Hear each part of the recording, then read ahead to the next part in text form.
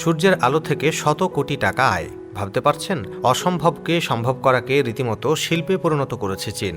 পুরো পৃথিবী যখন একদিকে, চীন তখন অন্যদিকে। বিশ্বের দীর্ঘতম সেতু নির্মাণ হোক কিংবা অল্প সময়ে নতুন শহর গড়ে তোলা, চীন সবসময়ই দেখিয়েছে চ্যালেঞ্জ মোকাবেলায় তাদের ধারে কাছে কেউই নেই। এ যাত্রায়ও তার ব্যতিক্রম হয়নি। চীন এবার সূর্যের শক্তিকে কাজে লাগিয়ে সমুদ্রের বুকে গড়ে তুলেছে বিশ্বের সবচেয়ে বড় ওপেন সি সোলার ফার্ম।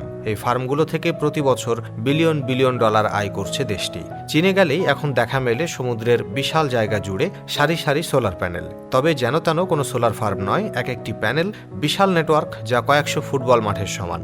সান্দ্রম প্রদেশের উপকূলবর্তী এই সোলার ফার্ম পৃথিবীর বুকে প্রথম ভাসমান নিদর্শন। প্রশ্ন হতে পারে, সব সোলার ফার্ম কেন সমুদ্রের উপর নির্মিত হলো?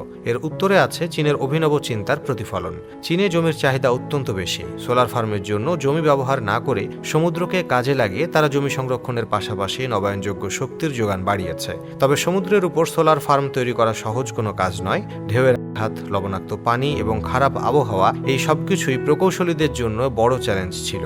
তবে চীনারা প্রযুক্তিগত উদ্ভাবনের মাধ্যমে এই চ্যালেঞ্জ মোকাবেলা করেছে।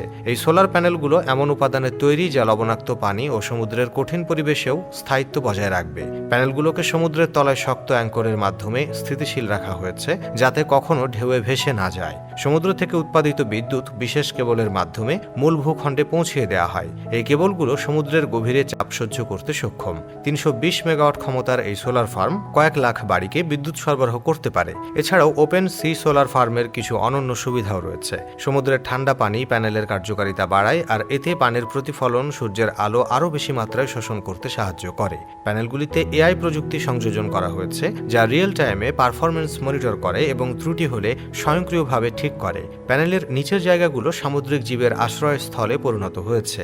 এতে পরিবেশগত ভারসাম্য রক্ষা হচ্ছে।